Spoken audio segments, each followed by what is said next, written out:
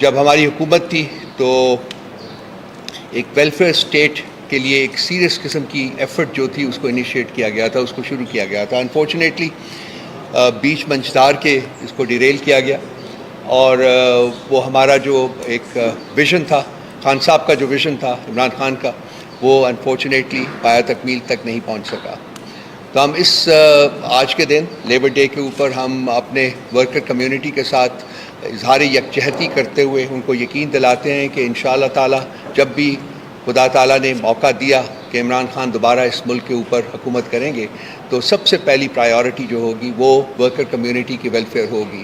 Worker ہو یا کسان ہو یا جو بھی ہو، جس کے اوپر ریاست جو ہے وہ اس کی مضبوطی اور اس کی صحت جو ہے وہ ڈپینڈ کرتی ہے. سب سے زیادہ کنٹریبیوشن جو ہے ان لوگوں میں کرنی ہے. تو انشاءاللہ تعالی عنقریب تو اس موقع کے اوپر پارٹی کی طرف سے ان کے ساتھ کمپلیٹ یکجہتی کے اظہار کے ساتھ آگے بڑھتے ہیں. کل ایک تماشا لگایا گیا ٹی وی کے اوپر، سپریم کورٹ کی پروسیڈنگز ہو رہی تھیں ان 6 لیٹرز کے بارے میں جو کہ اسلام آباد ہائی کورٹ کے چیف جج صاحبان نے 6 جج صاحبان نے لکھا ہوا ہے. جیسا کہ میں ایک پہلے پریس کانفرنس میں کہہ چکا ہوں کہ ہونا تو یہ چاہیے تھا کہ اس لیٹر کے جو مندرجات تھے ان کے عین مطابق آگے بڑھا جاتا. وہ خط جو تھا وہ سپریم جوڈیشل کاؤنسل کو ایڈریس کیا گیا تھا، so it deserved notice by the chief justice under article 184(3). لیکن انفارچونیٹلی ویسا نہیں کیا گیا، اور وہ ایگزیکٹو کو ایڈریس فارورڈ کیا گیا، اور چیف پرائم منسٹر صاحب کو یہ کہا گیا کہ جی آپ ایک کمیشن بنائیے اور اس کی جو اس کے ہیڈ کو بھی آپ ہی اس کا تعین کریں اور وہ اس معاملے کو دیکھے. اب ہمیں نہیں بھولنا چاہیے کہ اس لیٹر میں جو 2 لوگوں جن کو امپلیکیٹ کیا گیا تھا ان میں سے ایک ایگزیکٹو بھی تھا، دوسرا آف کورس انٹیلیجنس ایجنسیز ہیں اور ان کے آپریٹرز ہیں. تو ایک امپلیکیٹڈ شخص کو رسپانسبلٹی دینا کہ جی آپ ہی کمیشن بنائیں اور آپ ہی اس کا ہیڈ مقرر کریں تاکہ وہ اس کو انکوائر کر سکے، اس کو دیکھ سکے کہ کیا ہے، وہ خود بذات خود ایک کرائم تھا ہماری نظر میں، ایک جرم تھا جس کے مرتکب چیف جسٹس صاحب ہوئے تھے. لیکن اس کے بعد کرنا یہ ہوا کہ جن صاحب کو اس کا ہیڈ بنایا گیا انہوں نے ریکوز کیا، انہوں نے کہا جی کہ میں ایگزسٹنٹ ٹی او آرز کے انڈر کام نہیں کر سکتا اور میں جسٹس نہیں کر سکوں گا. تو اس کے بعد انڈر کمپلشن چیف جسٹس صاحب نے اس کا نوٹس لیا، سو موٹو لیا، اور 7 ججز کا یہ 7 ججز کا تو ایک ریکوز کر گیا تھا. 7 ججز کا بینچ کانسٹیٹیوٹ کیا اور وہ ریکوز کر گیا. باقی 6 ججز کا بینچ تھا. تو اس کی کل پہلی جو موٹ ہوئی تھی، اس سے پہلے ایک لیٹر لکھا گیا چیف جسٹس صاحب نے مختلف ہائی کورٹس کو لکھا جی کہ آپ بھی اپنی جو پروپوزلز ہیں آپ کی جو سجیشنز ہیں وہ دیجیے. تو اسلام آباد ہائی کورٹ تو پہلے ہی دے چکی ہوئی تھی، اس کے بعد Lahore high court, Peshawar high court اور بلوچستان ہائی کورٹ نے جو اپنے جواب دیے ہیں وہ اس سسٹم کی انڈائٹمنٹ ہے. یعنی کہ اسلام آباد ہائی کورٹ کے 6 جج صاحبان نے جو لکھا تھا وہ کچھ بھی نہیں ہے ایز کمپیئر ٹو ان چیزوں کے جو کہ ان 3 اور ہائی کورٹس نے اپنے جوابات میں ان میں لکھے ہوئے ہیں. اگر وہ میرا خیال اگر آپ پڑھ لیں جوابات تو آپ کو خود اندازہ ہو جائے گا کہ بیسک بات یہ ہے کہ ان تمام ہائی کورٹس نے اسلام آباد ہائی کورٹ کے 6 ججز کی جو کنٹینشن ہے انٹرفیئرنس کی اس کو انڈورس کیا ہے، بلکہ اس سے بھی آگے گیا کہ انٹرفیئرنس ہو رہی ہے اور انٹرفیئرنس باہر کے اداروں کی طرف سے ہو رہی ہے. تو اب ان کانٹینٹس کو اگر آپ لے کے آگے بڑھیں تو چیف جسٹس صاحب کی ہمارے نزدیک ذمہ داری بنتی تھی کہ وہ ان کو انویسٹیگیٹ کریں. لیکن کل جو ہم نے تماشا دیکھا ہے ٹی وی اسکرین کے اوپر، اس میں وہ سارا وقت جب کہ پروسیڈنگز ہو رہی تھی وہ ایک ہی بات کر رہے تھے کہ انٹرفیئرنس میرے عہد میں نہیں ہوئی اور انٹرفیئرنس اندر سے بھی ہوتی ہے. کنسیکوینٹلی وہ پاکستان کی ورچولی تمام judiciary at Islamabad high court, at Lahore high court, at Balochistan high court, at Peshawar high court, اور آلسو ججز sitting on either side of him in that supreme court bench, ان تمام کی جو کنٹینشن تھی چیف جسٹس صاحب کی واحد آواز ہے جو اس کے ساتھ ایگری نہیں کر رہی تھی اور وہ اکیلی آواز یہ کہہ رہی تھی کہ انٹرفیرنس نہیں ہو رہی، یا یہ کہ میرے دور میں انٹرفیرنس نہیں ہوئی، حالانکہ وہ جو لیٹر اسلام آباد ہائی کورٹ کے جج صاحبان نے لکھا تھا اس میں انہوں نے اسپیسیفکلی مینشن کیا تھا کہ ایک میٹنگ کے دوران، یہ اس وقت سینئر پیوری جج تھے، ان کی پریزنس میں ہم نے اپنے جو سبمیشنز تھی وہ کی تھی regarding interference by the establishment and by the executive. تو ان کا یہ کہنا کہ جی ان کے دور میں نہیں ہوا ڈز ناٹ مین کہ انٹرفیرنس نہیں ہوتی رہی یا انٹرفیرنس نہیں ہو رہی. ہماری کنٹینشن یہ ہے، جیسے کہ پاکستان کے تمام جج صاحبان کی ورچولی اب یہ کنٹینشن ہے کہ انٹرفیرنس پاسٹ میں ہوتی رہی ہے اور اب بھی ہو رہی ہے، اور جب تک ہم کوئی کریڈیبل میکنزمز نہیں ڈیولپ کریں گے اس وقت تک ہوتی رہے گی. اور ان کریڈیبل میکنزم کے ساتھ ساتھ ایک اور امپورٹنٹ چیز یہ ہے کہ آپ نے ان لوگوں کو جن کو original letter of the Islamabad high court میں امپلیکیٹ کیا گیا ہے، that means the executive and the intelligence agencies and their operators, ان کے خلاف اگر آپ پیونیٹیو ایکشن نہیں لیں گے تو یہ انٹرفیرنس جاری رہے گی. یہ ہماری کنٹینشنز ہے. سو آج کی سچویشن جو ہے وہ یہ ہے کہ ایک طرف پاکستان کے چیف جسٹس صاحب کھڑے ہوئے ہیں اور دوسری طرف پاکستان کی تمام جوڈیشری کھڑی ہوئی ہے. یہ شخص پوری جوڈیشری کے ساتھ لڑائی کر رہا ہے. کیوں کر رہا ہے؟ اس کی ایک بیک گراؤنڈ ہے. میرے دوست نے مجھے کہا تھا کہ کچھ کہنے کی ضرورت نہیں ہے، میرا خیال ہے کہ آپ سمجھتے ہیں. اس کے باوجود میں صرف کہوں گا کہ اس سارے کی جو اس کو ٹریس کر سکتے ہیں آپ two one case Hudaibiya paper mills. اس کے اوپر جب اس کے بعد جب ان کے خلاف ریفرنس کیا تھا فیض آباد دھرنے کے سلسلے میں، فیض آباد دھرنے کے بعد گیا تھا، تو اس میں بھی انہوں نے میرٹ کے اوپر رسپانس نہیں کیا تھا، اور بالکل آل شریفین کی طرح انہوں نے بھی ایک ٹیکنیکلٹی کا سہارا لے کے اپنے آپ کو بچایا تھا کہ میں کسی اور کی بسکیٹس کی رسپانسبلٹی نہیں لے سکتا. آل شریفین کی طرح رسیدیں انہوں نے بھی نہیں دی تھی کہ یہ پراپرٹیز کہاں سے آئی ہیں. سو ایک صرف کیس کو اپنے ذہن میں رکھیے اور ان کا کانڈکٹ میرا خیال ہے کہ آپ کو سمجھ آ جائے گی. اوور ٹو ابو ذر. ادھر ہی بڑھا ہے. ہاں یہ میں کر دیتا ہوں، آپ بیٹھے، آپ کریں، میں کرتا ہوں، آپ بات شروع کریں. بسم اللہ کریں. جی بسم اللہ الرحمن الرحیم. دیکھیں یہ جو ایشو ہے یہ میری نظر میں جو اس وقت جوڈیشری کا ہے، یہ انڈیپینڈنس آف جوڈیشری ہے جو ہمارے آئین کے اندر ایک سیلینٹ فیچر ہے. یہ سپریم کورٹ خود کہہ چکی ہے 2015 میں کہ انڈیپینڈنس آف جوڈیشری جو ہے وہ آپ کا بنیادی خد و خال جو ہیں آپ کے آئین کے اندر اس کے اندر فال کرتا ہے اور اس پہ بالکل کمپرومائز نہیں ہو سکتا.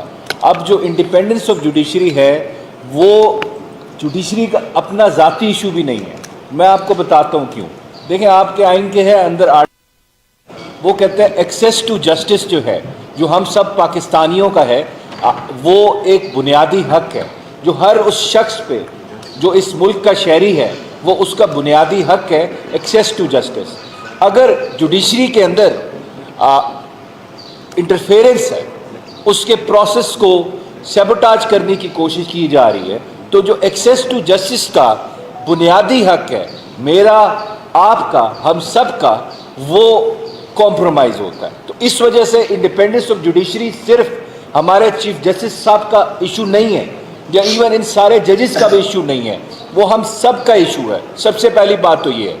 دوسری بات دیکھیں اس دنیا میں بڑے بڑے رائٹرز گزرے ہیں اور بڑے بڑے لکھاری گزرے ہیں، فلاسفرز گزرے ہیں، وہ کچھ باتیں کر گئے ہیں، کچھ اصول بتا گئے ہیں، وہ کسی خواب یا خیال میں نہیں بات کر کے گئے. ان کی بڑی ایک ویل ریڈ وہ لوگ تھے، انہوں نے بڑی ایک پرنسپلز دیے آپ کو جس پہ ایک ریاست جو ہوتی ہے اس کو کبھی کمپرومائز نہیں کرنا چاہیے.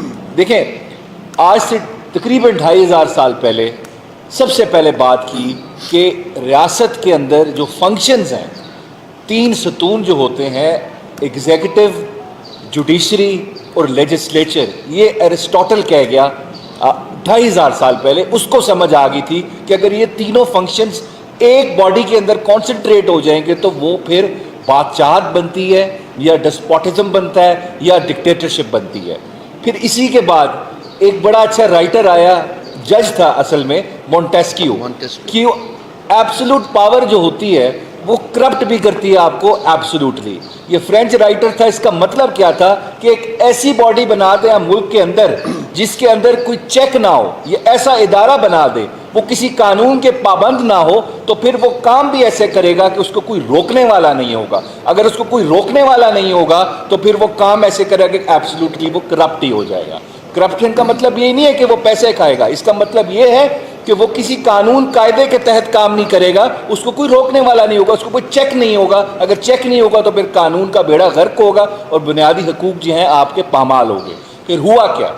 ہوا یہ کہ آپ نے ایگزیکٹو کے اوپر چیک رکھنے کے لیے ایک کانسیپٹ دیا ایک ریاست نے, جس کو کہتے ہیں آپ جوڈیشل ریویو. اب جوڈیشل ریویو کیا ہے؟ یہ جوڈیشری کا کام ہے کہ اس نے ریویو کرنا ہے کہ کیا ایگزیکٹو اور اس کے افسر, اس کے افسران جو کام کر رہے ہیں, کیا وہ آئین کے مطابق ہے کہ نہیں ہے, یا قانون کے مطابق ہے کہ نہیں ہے, کیا وہ کسی کی خواہش کے مطابق ہو رہا ہے کہ اس ملک کے آئین اور قانون کے مطابق ہو رہا ہے. تو پھر جوڈیشری کا کام آتا ہے, اس نے دیکھنا ہے میرا کوئی بنیادی حقوق پامال ہوا, آپ کا کوئی بنیادی حقوق پامال ہوا, تو اس ایگزیکٹو ایکشن کو اس نے on the touchstone of the constitution دیکھنا ہے, یا قانون دیکھنا ہے یہ ٹھیک ہے کہ غلط ہے. تو اس کے لیے اگر جوڈیشری کو اتنی بڑی ذمہ داری دی گئی ہے تو اس میں بنیادی بات کیا ہوگی کہ جوڈیشری اس ایگزیکٹو کے انفلوئنس سے باہر ہو. اگر ایگزیکٹو جس نے میرے خلاف میرا بنیادی حقوق کو پامال کرنا ہے, اگر وہی جوڈیشری کے اوپر بیٹھا ہوا ہے, اگر وہی جوڈیشری کو کنٹرول کر رہا ہے, اگر وہی جوڈیشل پروسیس میں انٹرفیئر کر رہا ہے, تو کیا میں امید کر سکتا ہوں کہ وہ جوڈیشری میرے حق میں فیصلہ کرے گی یا جسٹس کرے گی, انصاف کر پائے گی؟ یہ as a matter of principle یہیں پہ یہاں پہ بات ختم ہو جاتی ہے.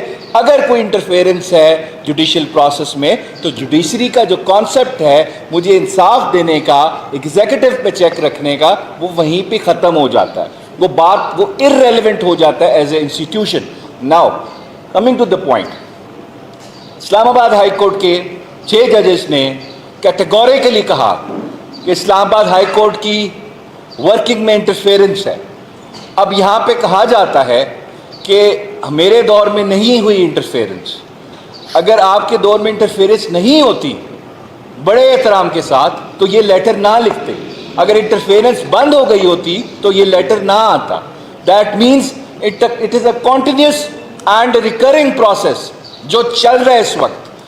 اس کے علاوہ اب اس کو فردر اس کو اسٹیبلش کرنے کے لیے آپ نے ریکمنڈیشنز لی, ویو پوائنٹ لیا باقی ہائی کورٹ سے. لاہور ہائی کورٹ کیٹیگوریکلی کہتا ہے اس ملک اس کے جوڈیشل پروسیس میں انٹرفیئرنس ہو رہی ہے, اور یہ ہمیں نظر آتا ہے. یہ نہیں کہ یہ ہوا میں بات ہو رہی ہے, ہم بھی دیکھ سکتے ہیں. کوئی جج پاکستان تحریک انصاف کے کسی کینڈیڈیٹ کو اگر ریلیف دیتا تھا, پچھلے میں 2 سال کا بتا رہا ہوں آپ کو, میں لاہور ہائی کورٹ میں زیادہ میری پریکٹس ہے, تو اس جج کی ایدر ٹرانسفر ملتان بینچ میں ہو جاتی تھی, یا پنڈی بینچ میں ہو جاتی تھی, یا بہاولپور بینچ میں ہو جاتی تھی. اس کے علاوہ آپ کو پشاور ہائی کورٹ نے کلیئرلی کہہ دیا ہے کہ ہمیں نان اسٹیٹ ایکٹر سے بھی بارڈرز کے باہر سے دھمکیاں ملی ہیں پولیٹیکل کیسز میں. اگر ہم انصاف کرنا چاہ رہے تو ہمیں روکنے کے لیے.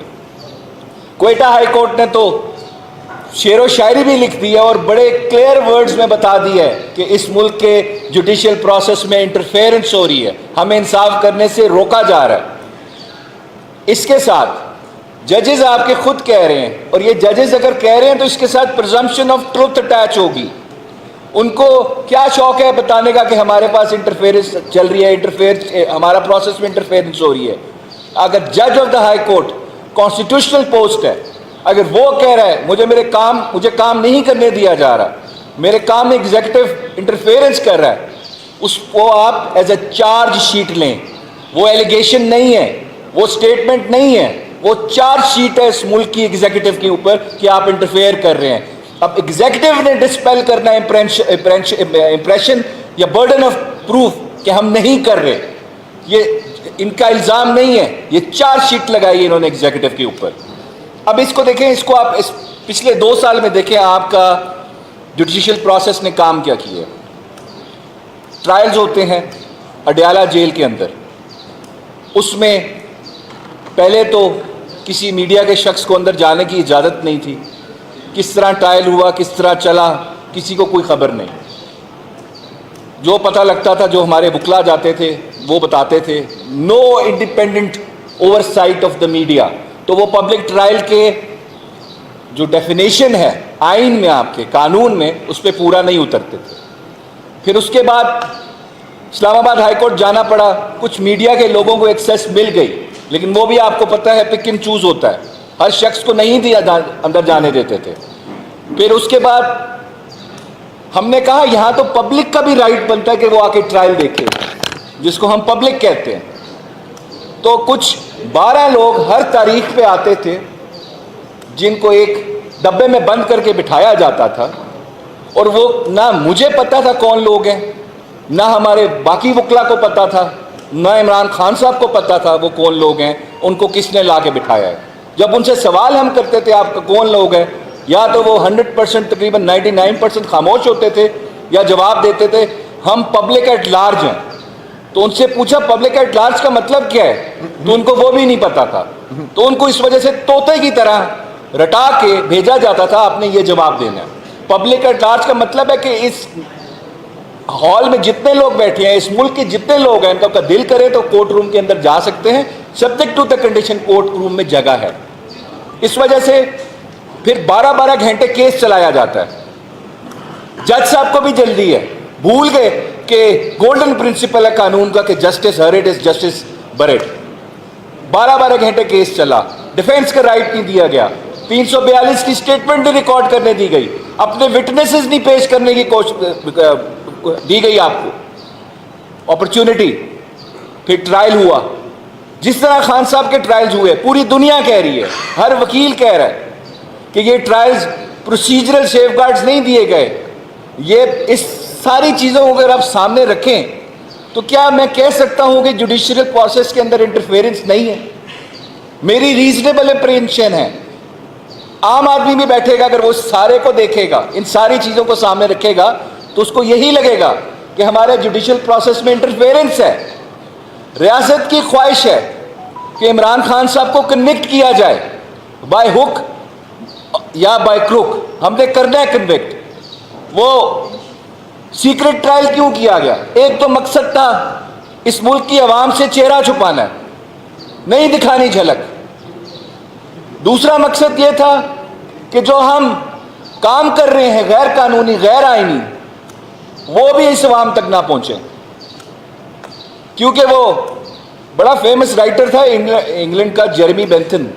اس نے کہا تھا all the sinister plans are executed behind the veil, کہ جتنے شیطانی کام ہوتے ہیں وہ ہمیشہ پردے کے پیچھے ہوتے ہیں.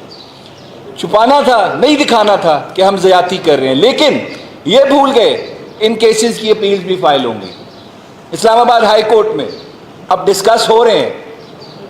اب یہ دیکھیں آپ کتنی فضول بات ہے, مذاقہ خیز بات ہے کہ ایک کیس میں خان صاحب کا ٹرائل ہو رہا ہے کہ انہوں نے سائفر کے کانٹینٹس کو ٹویسٹ کیا, اور اس ڈٹرمن کرنے کے لیے کیا کہ نہیں کیا, وہ سائفر اس کیس کے ریکارڈ کا پارٹ بھی نہیں ہے. تو کیسے آپ کو پتہ لگا وہ ٹویسٹ ہوا؟ آپ نے اوریجنل سے کمپیئر کیا. یہی چیزیں چھپائی گئیں تاکہ لوگ نہ بولیں, لوگ سوال نہ کریں, میڈیا سوال نہ کرے کہ یہ آپ کیا کر رہے ہیں, آپ کیا ٹرائل کر رہے ہیں. اس وجہ سے ہمارا اس وقت دیکھیں, ایک اور بات بھی میں آپ پہ کر دوں ساتھ, یہ ریکارڈ کی بات کر رہا ہوں, الزام نہیں لگا رہا میں. ہم نے لاہور ہائی کورٹ میں کیس کیا کہ ہمیں جوڈیشری سے آروز دیں.